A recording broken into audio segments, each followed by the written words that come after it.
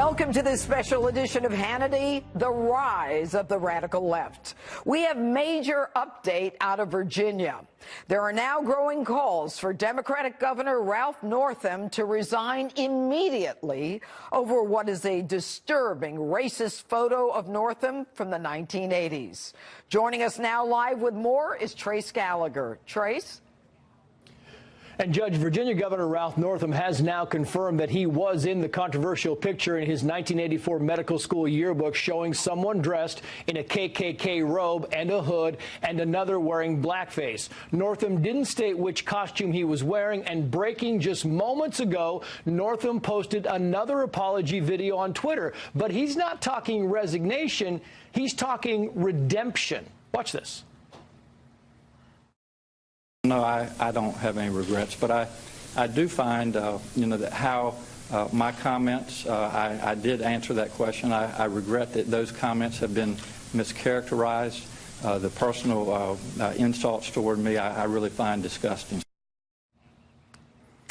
That's not the right video. He just went on Twitter and he posted a video, and in that video, Judge, which that was not it, he was saying that he apologized again, but he went on to say that he is trying to gain the trust of his people again, and he will work to do that for the remainder of his term. But again, here it is.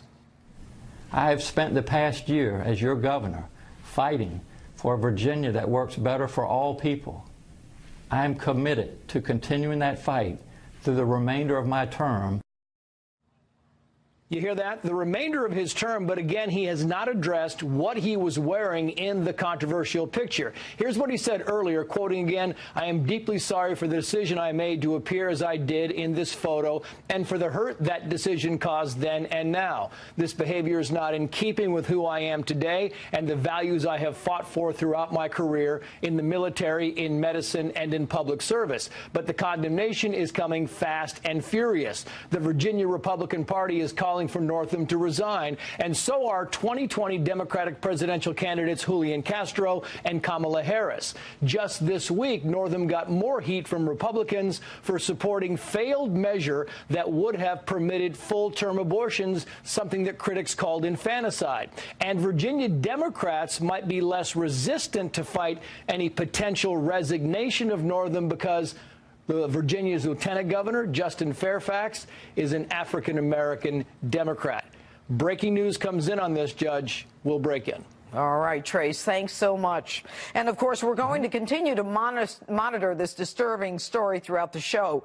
But first, we begin our special with a look at the growing crop of 2020 Democratic candidates. Today, New Jersey Senator Cory Booker threw his helmet into the ring, and already he's facing backlash over his constant grandstanding, including the now infamous Spartacus moment, where he referred to himself as heroic gladiator in his political war against Justice Kavanaugh. Take a look. When I think of you now, I think of I am Spartacus. And that, I don't know if is the best reflection of you. I hope people go back and watch that whole clip, because even that was twisted. What we do in this culture right now, it's a tear-down culture. The truth doesn't even really matter. And I hope you'll go back and watch the Kavanaugh hearings. That was one of my prouder moments, sticking up for people. And when I was threatened to be thrown out of the Senate, I told the senator that did that, bring it. Another senator stood up and said, if you're going to throw Cory Booker out, throw me into the pit as well. And that senator, I looked at them and I said, wow, that's like an I am Spartacus moment. He stepped forward and said, anything that happens to Cory happens to me. Cory Spartacus Booker will now face off against a growing field of radical Democrats, including Senator Kamala Harris, who is promising to, quote, revolutionize the United States with socialist programs, and Senator Elizabeth Warren, who is already embroiled in a major scandal. Just this week, Warren was forced to apologize to the Cherokee Nation for taking a DNA test to prove her Native American ancestry. Joining us now with more on the Democrats' very shaky start is former Obama economic advisor Austin Goolsbee and Florida Congressman Matt Gaetz. Good evening, gentlemen. Austin, I'm going to start with you. We've got a field of individuals who appear to be so far left, socialists, and some of them who have some real issues, like Cory Booker and this Spartacus moment where, and let me just tell the viewers what it was about. he said that he was going to release information that would jeopardize his status in the Senate. And the information was supposed to show that Kavanaugh supported racial profiling during the Bush administration, a position so awful that Booker just had to break the rules to expose it. In truth, it turned out to have nothing to do with racial profiling, and the most on point of them was Kavanaugh's analysis of post-9/11 security, in which he warned against racial profiling. So this guy, I mean, he's quite a grandstander, wouldn't you say, Austin? Well, all presidential campaigns, if they succeed, are marathon trials, and everybody who starts as a candidate is certainly got to get their sea legs. You saw all the leading candidates that came out had at least one significant bump at the beginning. At the same time, I disagree a bit with your characterization that they're moving radically left in a radical direction. I think if you support policies that have the support of 2/3 or more of the American people, you can't really describe those as radical policies. So the Medicare option for everyone, that's supported by more than 70% of Americans, including a majority of Republicans. So I don't think you can call that socialist craziness. All right, Congressman Gates, do you agree with that? I think that the Democratic Party is going to suffer from a desire to have the most theatrical candidate. We have two forces converging, Judge. One is a reducing attention span when it comes to the American people paying attention to politics, and second, a growing number of people who want to be president. And so the result is that the people who are able to be the most theatrical tend to rise to the top in a crowded field. Look at the Republican field in 2016. Donald Trump was the most interesting. He won. Ted Cruz was probably the second most interesting and was the runner-up. On the Democratic field now, I think you're going to see a lot of fireworks from Cory Booker, but even Democrats acknowledge he's a show horse, not a workhorse. You know, and Austin, I'll go back to you. You know, Elizabeth Warren and this whole thing about, she now has apologized to the Cherokee Nation, but I thought it was interesting that Senator Warren, the head of the Cherokee Nation, or a spokesperson, said has reached out to us, but we want to be clear that being a Cherokee Nation tribal citizen is rooted in centuries of culture and laws, not through DNA tests. So even the Cherokee Nation is saying, you know what? You can say you're 1/100th or 1/500th of a particular Indian nation, or Native American nation, I should say. But the truth is, you're not. You don't have the culture. You're not a part of the laws. You don't know anything about us. She's in hot water. Yeah, with and them. she acknowledged that. I agree that was the bump that she hit this week.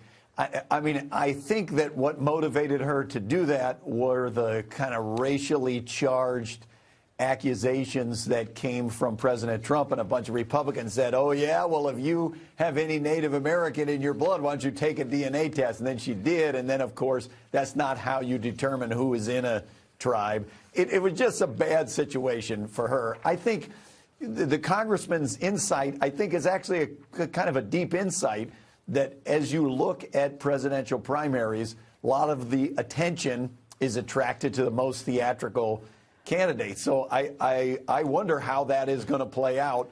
And for sure, if people cannot overcome these bumps in the road that happen at the beginning of campaigns and throughout campaigns, if they can't overcome them, they're going to drop out soon, because the campaign goes for years. You know, it's a long way till the election. All right, Congressman and there are going to be a Gates, lot of problems. Going with Austin's premise, who's out first? I think Kamala Harris had a very good rollout, and I think it's interesting that Cory Booker hasn't yet called on Northam to resign in Virginia, especially when you see that, I mean, look, the guy's admitted to either wearing blackface or wearing a KKK robe, and I think that, like, as these moments of moral outrage occur, you're going to see the entire Democratic field jumping over one another to take the most extreme position, and I think the next big test on that will be the filing of the Mueller report. They'll be clawing each other's eyes out on the left, Judge, to be the first presidential candidate to call for the impeachment impeachment of Donald Trump. And I think that your average Americans, the forgotten Americans who just want to see rising wages, safe streets, a good economy, I think they're going to come home to President Trump, particularly in the Rust Belt, and that's the strategy for a winning 2020 re-election. Yes, and especially with the jobs report today, which was pretty spectacular. Anyway, yeah. Austin, Congressman, thank you for both being with us today. And by the way, one of the top priorities for the radical left is to do absolutely nothing about the looming crisis at our southern border. They don't care about the death, destruction, and devastation caused by our porous open border. They don't care about the thousands of migrants making the perilous journey north. They just want to deny President Trump yet another accomplishment. Take a look. I can tell you the Republicans want to have a wall, but the Democrats are told that you can't do that. They are doing a tremendous disservice. The Democrats are doing a tremendous disservice to our country. I don't think Nancy has a clue. And I see that when she says walls are immoral. She doesn't have, she doesn't know. And I wish she did, because she's hurting this country so badly.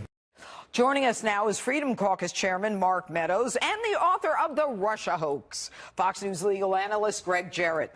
All right, Congressman Meadows, you know, I heard something interesting, and that is that there is talk of biometrically tagging some of these illegals, and if they send them back, if they come back, then they face some serious penalties. Are you familiar with that concept at all? Well, that's part of that smart technology that a lot of our Democrats have been talking about. But really the problem that we have, Judge, is this, is not only do they come back, but they come back over and over and over again because we don't have a border wall or barrier at our southern border. And so, listen, part of this smart technology is certainly part of the solution, but I can tell you the bigger problem right now is that we have a bicameral, bipartisan conference that supposedly has been meeting, and they've only met one time in the last week. They're not even here in Washington, D.C., and they're supposedly coming up with solutions. They're not serious about negotiating. All right, so they have 3 weeks. The president said, look, I'm giving you 3 weeks, guys. Go in there and hammer something out. You know, bipartisan, both houses. And you're telling me they met once and now they're gone again? Yeah, they've only met one time. They met Wednesday. They don't have any scheduled meetings to meet again until possibly at the earliest next Wednesday. So it's not really serious about coming up to a solution. And I can tell you, when the Democrats rolled out their first offer, it had zero money for a border wall. And I mean, you know, at this point, you have to wonder if they ever had an intention of negotiating in the first place. You know what? You know what? I don't know who's on this committee, but I'm going to find out, and I'm going to talk about it on my show tomorrow night. Because you know what? You meet once when you've got 3 weeks to resolve one of the most important issues in our country right now, and you plan on meeting once next week. That's an outrage. But I'm going to go to Greg Jarrett. All right, Greg. The president says there's a good chance, and based on what we just heard from Congressman Mark Meadows, if they don't come up with something, Congress has not wanted to come up with something since 1986. They don't come up with anything. The president has the right to declare an emergency, correct? He does, under the National Emergencies Act of 1976. Congress actually delegated unfettered authority and discretion to the president. They can whine all they want, but they're the ones who gave him that power. Once he invokes it, he then turns to another law that Congress passed 6 years after that in 1982, which says specifically he is authorized to undertake military construction projects not otherwise authorized by Congress. So they gave him another tool that he can utilize. Right. They can complain all they want. They can sue. In the end, they have no legal basis to prevail. Okay, so he doesn't need Congress for this. He doesn't. And, you know, I just realized, do you know that there have been 58 national emergencies declared since 1976, I believe the law was passed, but 79 when they first did something. And all of a sudden, the president wants to do this. We've got fentanyl, opioids, we've got human trafficking, heroin, sex trafficking. Humanitarian crisis on top of it. As well. If Barack Obama can declare a national emergency with respect to Burundi, South Sudan, and the Central African Republic, this president can certainly declare an emergency with respect to Mexico, because you just identified the acute, imminent crisis. And insofar as drugs is concerned, more than 100 people die a day. It has now doubled over the last decade. This is a serious emergency. And you know, Congressman Meadows, I believe it was just today or yesterday, one of the biggest catches of fentanyl coming across the border. Enough fentanyl, I don't know if people realize, or viewers realize this, but if you inhale that stuff, it can take out a state. I mean, just the mere presence of it. You don't have to be a drug user. You don't have to have a needle. Nothing. The presence of this stuff can kill off millions of people. Well, you're exactly right. Even our law enforcement officers many times have to wear gloves when they're doing a search, because if they happen to have it and get even a small dose of this, and I'm not talking about taking it, I'm just saying getting on their skin or inhaling it in some way, you know, they can have just unbelievable and fatal outcomes of that. So, you know, it's not just about the drugs, though. And Greg is exactly right. The president has some executive tools in his toolbox. Members of Congress, we always want to restrain those, but President Barack Obama used it over and over and over again. I can tell you, he sent $1.8 billion to the Iranians. I didn't appropriate that. So if he can do that, certainly the president can find a couple of $1 billion to support the efforts at the border. $1.8 billion to the Iranians. That's interesting. All right, Greg, I'm going back to you for a second. So let's assume that this committee comes up with nothing, because they won't, because they're not meeting, they're not working, they don't care. Right. All right, I say that freely. The president declares a national emergency. Somebody goes to court to stop it, to get an injunction. Kamala Harris is vowing to do it. All right. Kamala Harris is vowing to do it, which means it gets done, and then it goes to the Ninth Circuit. Right. How quickly can it go to the United States Supreme Court? Well, the president could actually preempt it all by filing a declaratory relief action to get an immediate judgment from a federal court. But if he waits for the Ninth Circuit and they decide against him, which would be wrong by them, but they always get it wrong. They will. Then he would seek an emergency petition to the U.S. Supreme Court. But, you know, Kamala Harris, how embarrassing. She was the state attorney general in California. She says this is an abuse of power. Clearly, she hasn't read the law that Congress passed giving the president the authority, and she's a member of Congress. Well, the amazing part of it, Congressman Meadows, is that, right is wrong and wrong is right, and it's almost as though we're living, and I'm going to date myself here, in a twilight zone. It's like what they say is what goes out there, and they believe it, even though facts have nothing to do with it.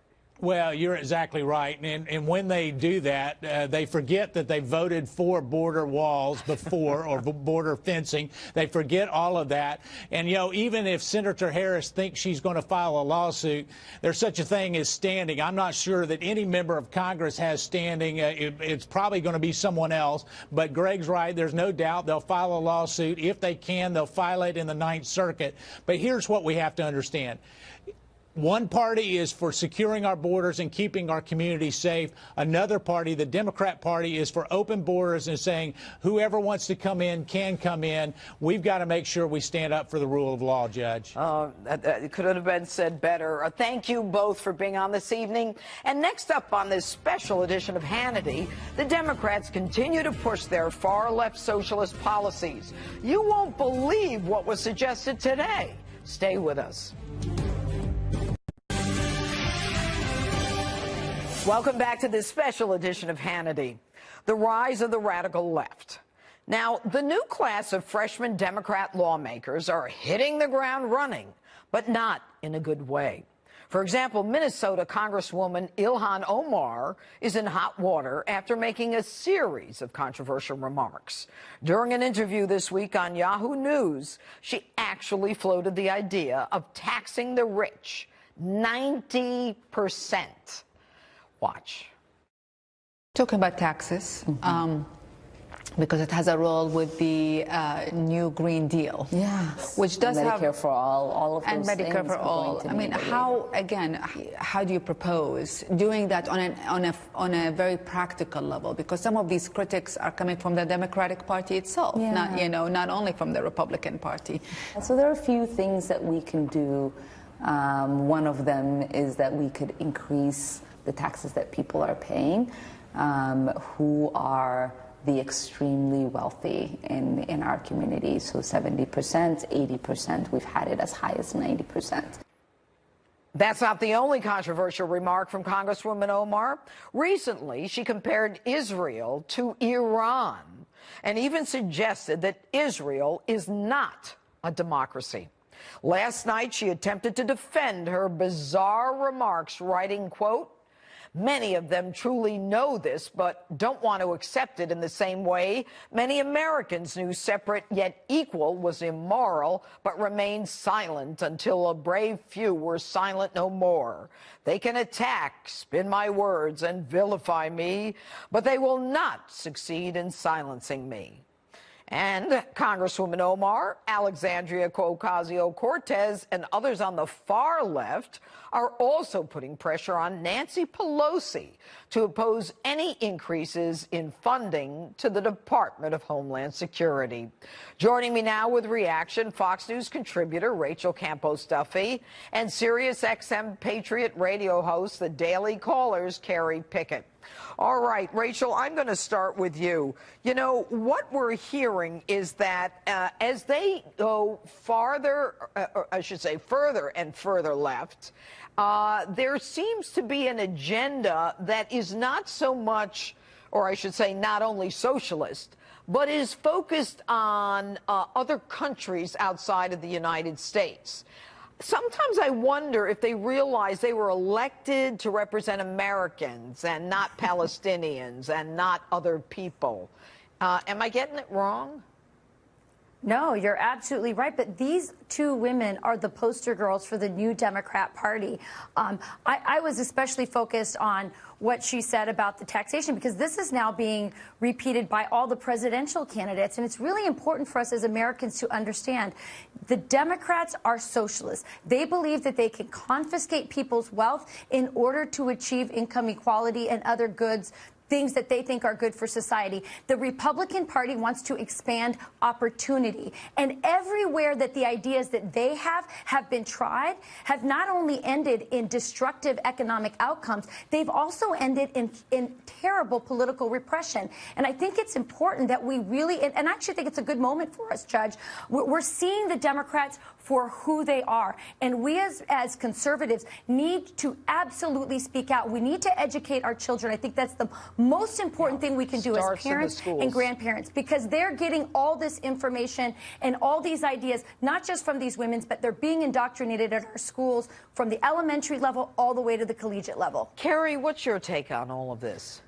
Well, you know, here's the thing, is that very often we're hearing from particularly these young members of Congress who will say, well, the 70% tax rate on the rich, the 90% tax rate on the rich, that goes back even to, say, the 1940s and 50s. Well, keep in mind, one of the things that they don't mention is even during that era, there was a lot of loopholes in the tax code that the ultra-wealthy could actually use, like saying that their income was for long-term tax gains, or rather long-term capital tax gains. Yeah, exactly. And one of the things here is that now going forward, they're using fiscal policy for warfare, or rather for political warfare, and that is just not right. And one of the things that I also noticed with a lot of these lawmakers, a lot of these young lawmakers, is that while they have no problems doing these kind of softball interviews, I see them over on Capitol Hill. They will take softball questions from reporters, but my goodness, when you try to go up to them for tough interviews, they get their staffers around them, and that's the end of it. They will not take tough questions. But, you know, the interesting part of it, and I'll go back to you, Rachel, is that they're sucking all the air out of a room. And we're talking about Rachel Tlaib and Ocasio-Cortez and Ilhan Omar.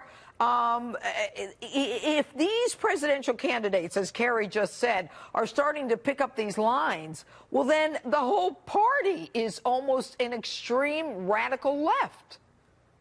Absolutely. I mean, we used to say that Nancy Pelosi was too radical. And these women are to the left of her. And by the way, they're holding her hostage. Yes. This is the Democrat Party. This is who they are. They're being honest for the first time. And that is why I'm actually really excited about the 2020 election, because I think we're finally going to have an honest conversation. Remember, Judge Jeanine, back in 2008, when President Obama sort of slipped up and told Joe the plumber that he made some socialist reference to Joe the plumber about spreading the wealth, and the media tried to help him walk it back. He walked it back.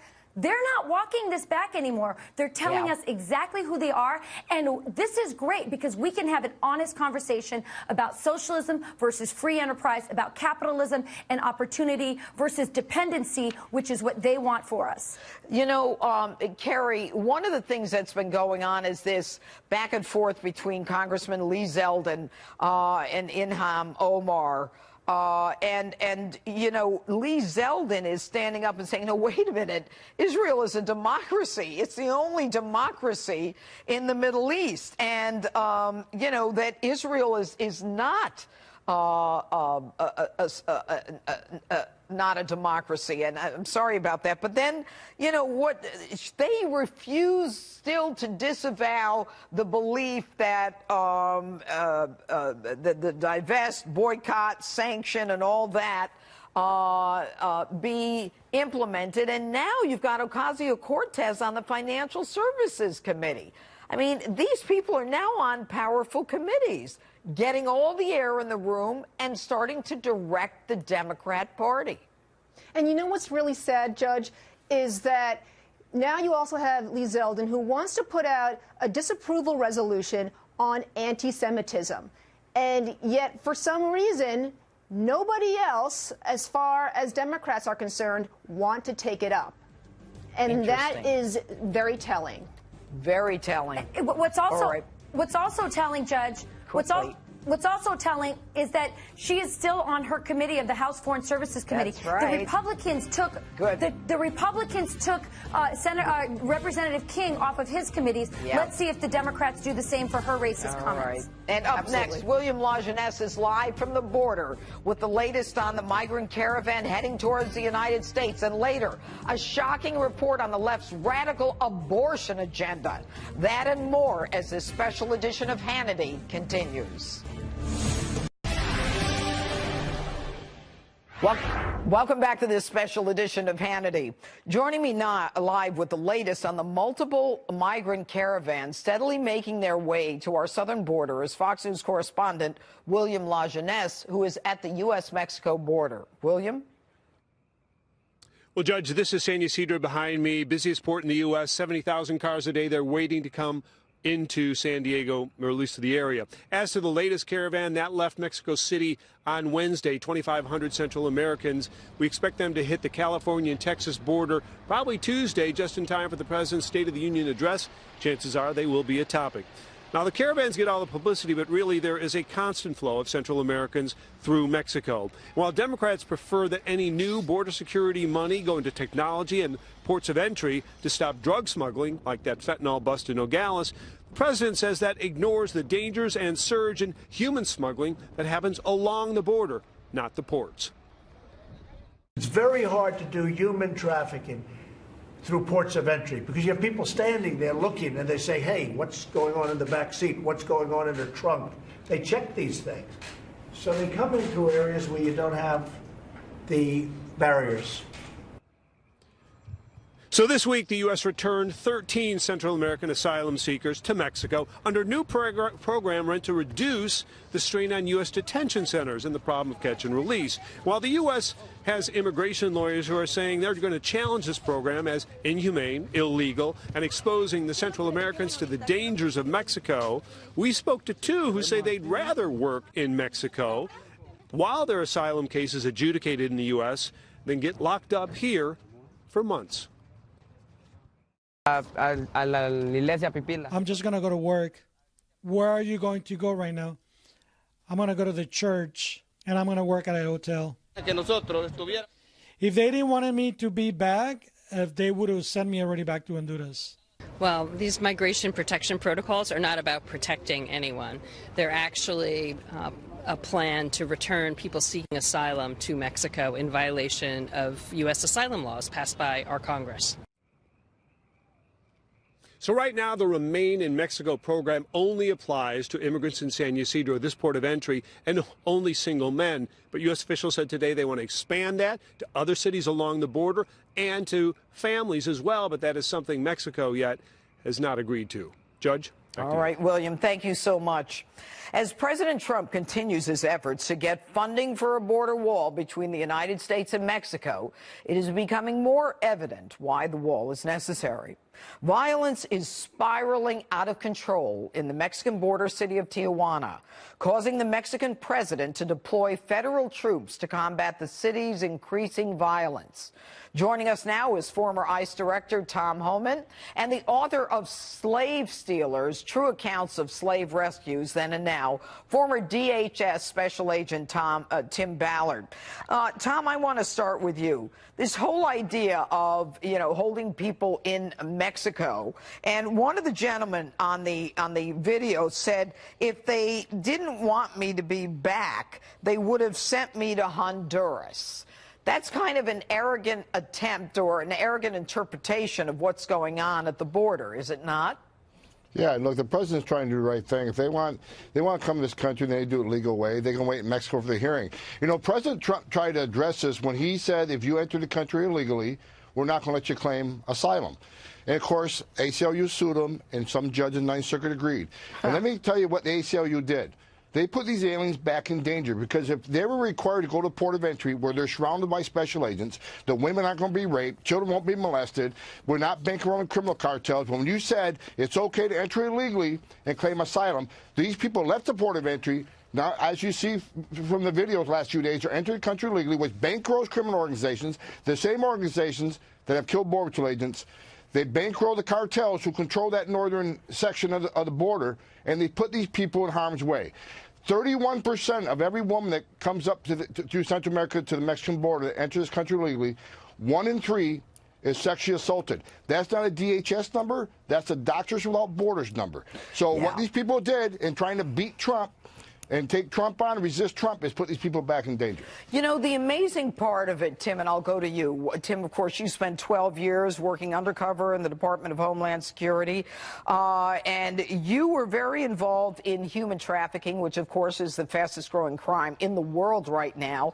And you see so much of what's going on in children. Give us just a brief idea of what's going on at the border. Well, I was a special agent on the southern border working child trafficking cases, so I understand what's going on here. These children are brought through where there's a wall-less section of the border. One little girl I'll tell you about that we helped to get out of this. She was trafficked through the wall-less section into New York City, and this is typical. This is the reality. She was raped 30 to 40 times a day for 5 years. 13 years old. Okay. Now, had there been a wall.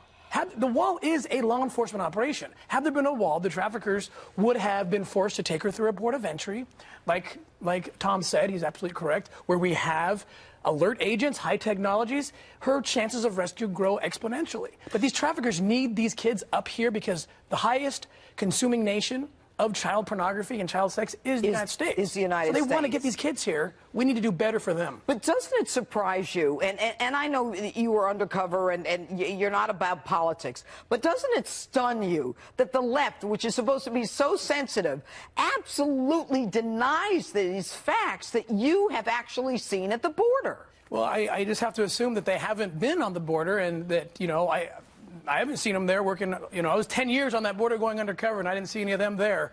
So we need to talk to people who are there, experts who are there, the law enforcement entities who are there and see the problem. And Tom, I'll go to you. And yet the Democrats are coming out and saying, we don't need a steel slab barrier. Forget a wall. Wall's off the table.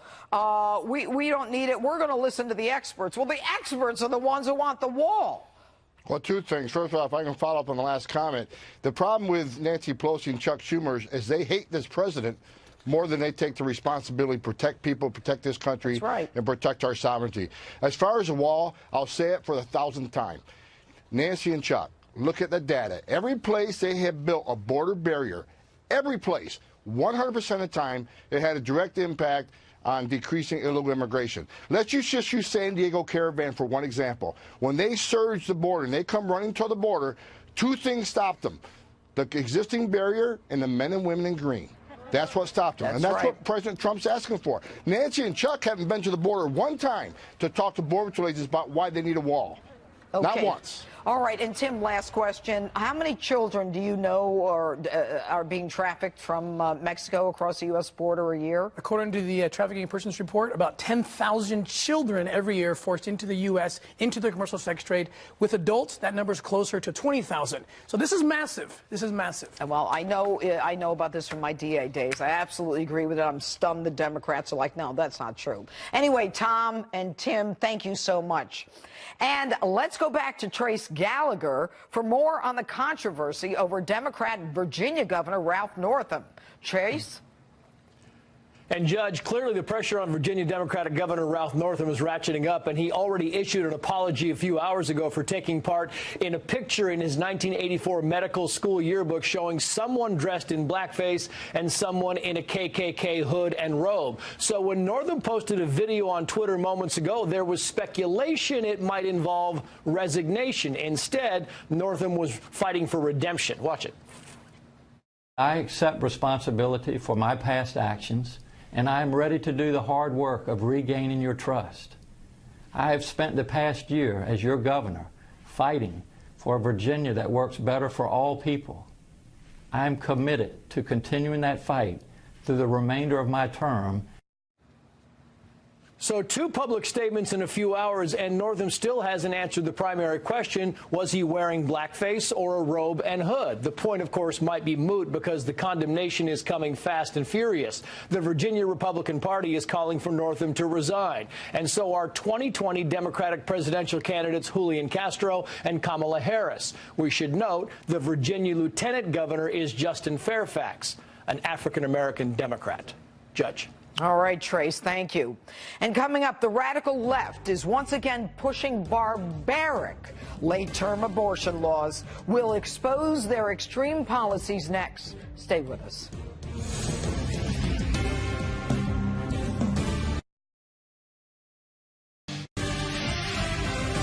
Third trimester abortions, these are done with the consent of obviously the mother, with the consent of the physicians, more than one physician, by the way. And it's done in cases where there may be severe deformities, there may be a fetus that's non-viable. So in this particular example, if a mother is in labor, I can tell you exactly what would happen. The infant would be delivered. The infant would be kept comfortable. The infant would be resuscitated if that's what the mother and the family desired. And then a discussion would ensue between the physicians and the mother. That was disgraced Virginia Democrat Governor Ralph Northam earlier this week, justifying the radical left's late-term abortion agenda. Now, if you want to see the cruel reality of allowing abortions up until the mother's due date, which is now legal in New York State, the 2018 film Gosnell offers a powerful and disturbing look at convicted murderer and abortionist Dr. Kermit Gosnell, whose killing of infants shed light on just how evil this practice can be. Here's a clip from the film featuring testimony from a doctor who's an expert in abortions. I might add, viewer discretion is advised. The baby was out and it was breathing. We would issue comfort care. Comfort care. Can you define that for us? That's keeping the fetus warm and comfortable. Eventually, it will pass. Eventually, it would pass. So basically, you'd let it die. Joining us now for reaction are the authors and filmmakers of Gosnell, Anne McElhinney and Phelim McAleer. All right, good evening to both of you. I guess in light of what's going on, you must both feel a certain amount of certainly validation, not that you needed it in terms of what Dr. Gosnell did, but this is now turning out to be, based on what happened in New York and what was missed by one vote in Virginia, the left's new approach to abortion. How bad do you think it's going to get? And I'll start with you, Ann. Well, you know, what's actually very interesting here is that these two, the Representative Tran and then the Governor of Virginia, what they're really stating, actually, is what's been going on anyway, what has been legal in this country for many, many years, and in many, many parts of the country, in at least 7 or 8 states, including Washington, D.C., you can have an abortion up to 9 months. And one of the things that I think is actually good, and it's kind of going to sound really odd, but one of the things that's quite good about the Virginia Governor and Representative Tran stating their cases so clearly this week has been the fact that, you know, luckily, eventually, people will find out what the law is in America, and the law in America can only be compared to places like Pakistan, North Korea, China. You know, this is who the club that America is in, and it's one of the things, and it's the main reason, by the way, that we made this movie. There was testimony, as you've just seen from that clip, the testimony from the good legal abortionist describing what a good legal abortion looks like. And I can tell you that having spoken to the jury members, this is what really shocked them. That what was legal in America, what goes on legally in America, and has gone on for many, many years, is what a lot of people don't know. And when people do know, they don't like it. So there's something very valuable in what has just happened. And I know people are very, very shocked. It's very shocking that people are shocked in the sense that they didn't know that this was going on. And I think finally people are going to find out. Phelan, what actually happens if the mother goes in, and I think that what Ann was talking about are women who go in 9 months, they just don't want the baby. But the way the Virginia governor mentioned it, he said, you know, the baby rests comfortably and, you know, the mother decides. And then I guess the baby just dies. I mean, do they have to kill the baby? What happens? No, I mean, and this goes on in abortion clinics and hospitals all across America at the moment and has been for decades.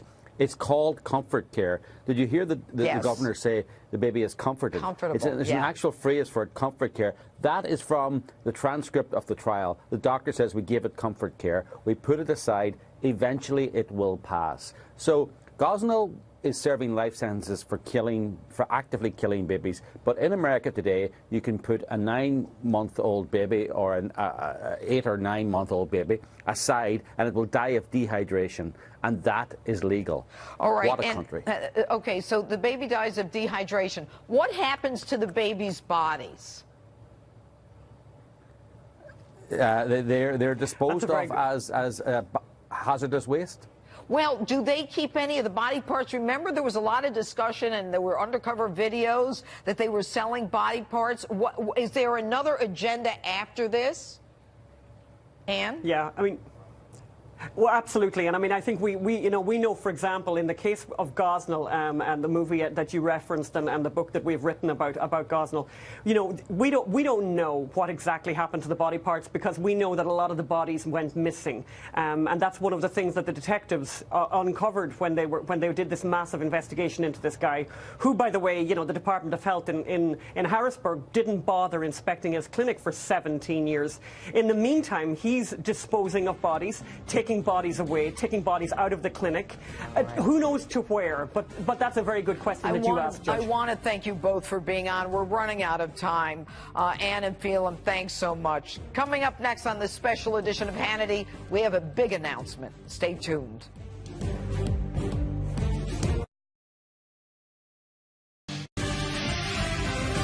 Third trimester abortions, these are done with the consent of, obviously, the mother, with the consent of the physicians, more than one physician, by the way. And it's done in cases where there may be severe deformities, there may be a fetus that's non-viable.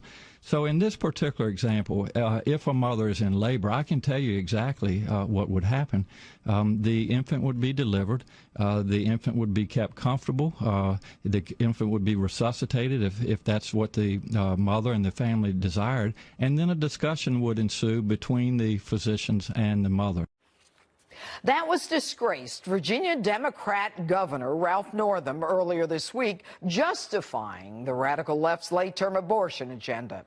Now, if you want to see the cruel reality of allowing abortions up until the mother's due date, which is now legal in New York State, The 2018 film Gosnell offers a powerful and disturbing look at convicted murderer and abortionist Dr. Kermit Gosnell, whose killing of infants shed light on just how evil this practice can be. Here's a clip from the film featuring testimony from a doctor who's an expert in abortions. I might add, viewer discretion is advised. The baby was out and it was breathing. We would issue comfort care. Comfort care. Can you define that for us? That's keeping the fetus warm and comfortable. Eventually it will pass. Eventually it would pass. So basically you'd let it die. Joining us now for reaction are the authors and filmmakers of Gosnell, Anne McElhinney and Phelim McAleer. All right, good evening to both of you. I guess in light of what's